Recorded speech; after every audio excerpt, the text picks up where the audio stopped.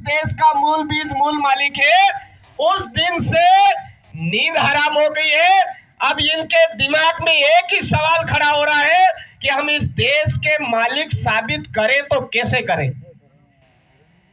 इस देश के मालिक साबित करने के लिए वो लोग भारत देश के वास्तव में जो मूल मालिक है उनके इतिहास को खत्म करने की कोशिश में लग चुके हैं मेरे साथियों।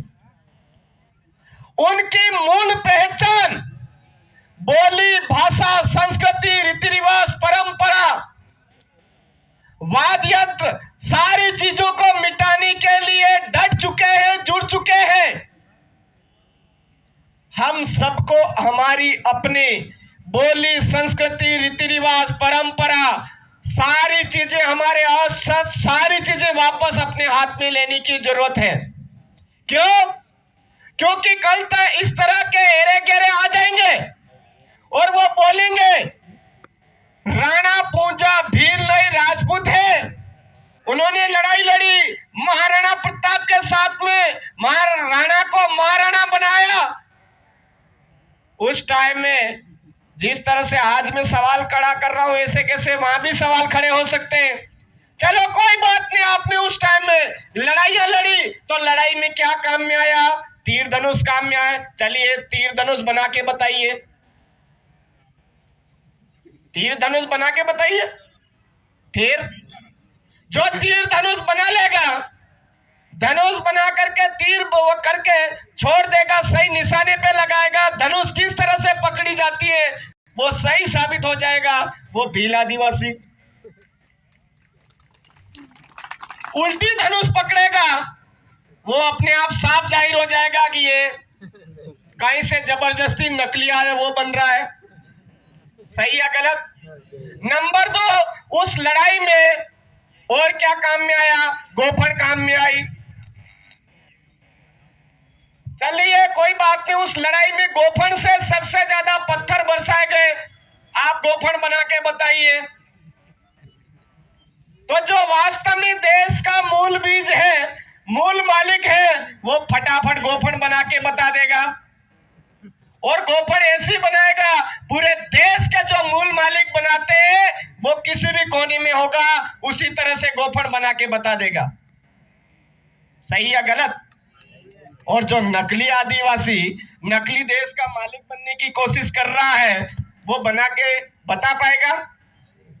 नहीं बता पाएगा। बता पाएगा क्या? नहीं बता पाएगा। फिर बात उठेगी क्या उस समय में घास की रोटियां खाई? क्या हो? घास की रोटियां खाई, महाराणा प्रताप जी को खिलाई, मान लेते हैं, ठीक है। अब घास की रोटी आप बना के बताओ। जो देश का मूल बीज होगा, देश का मूल मालिक है, वो तो रोज घास की रोटियां बनाता, वो झटके में बना के बता देगा। लेकिन जो घास की रोटियां कहने वाले लोग हैं ना, वो शायद ये उगी हुई घास है उसको काट काट के बनाने का प्रयास करेंगे, ऐसा मुझे लगता है। तो वापस सही साबित हो जाएगा। घास की रोटियां नहीं मेरे भाइयों, कोदरा, कुरी, बट्टी, कांगनी, हामली, ये माल, बावटा, इसकी रोटियां बनाई हुई खिलाई थी। और ये लोग आज भी बोलते घास की रोटियां, घास की रोटियां, घास की रोटियां। आज भी माल बावटा क्या चीज होती है, कांगड़ी क्या चीज होती है, हामली क्या चीज होती है, कुरी क्या चीज होती है, बट्टी क्या चीज होती है, हामा क्या चीज होती है, देश का मूल बीज मूल मालिक आज भी अच्छी तरह से जानता है। सही है गलत? इसलिए मेरे साथियों, हमारे पारंपरिक अनाज के बारे में भी हमको जानकारी होनी जरूरी है या नहीं है? है। बात आएगी पहनावे की। हमारा पहनावा किसी ने भी सिखाया हुआ पहनावा नहीं। हमारा पहनावा हमारे अपने पूर्वज पुरखों द्वारा स्वयं सीखा हुआ पहनावा है। पहनावे के बारे में भी बात होगी। फिर बात आएगी पूजा पद्धति की। आइए तुम्हारी पूजा पद्धति लीजिए, हमारी पूजा पद्धति। हर पूजा बात होगी। आप ये पूजा करते हो तो क्यों करते हो, इसका मतलब क्या होता है, इसका मतलब क्या होता है। अगर आपको पारंपरिक आदिवासियों की जो पूजा पद्धति है उसके बारे में अगर जानकारी है तो आप बता पाओगे। अगर आप नकली आदिवासी बन गए तो आदिवासियों की पारंपरिक जो पूजा पद्धति है उसके बारे में नहीं बता पाओगे।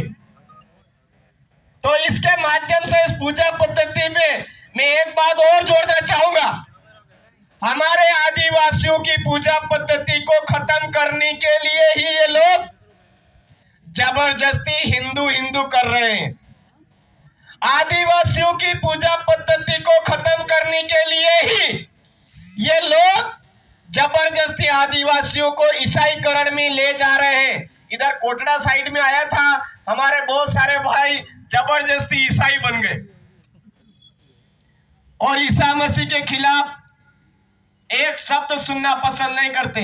कोई बोलता ही नहीं ईसा मसीह के खिलाफ, उसके पहले ही वो भड़क जाते हैं।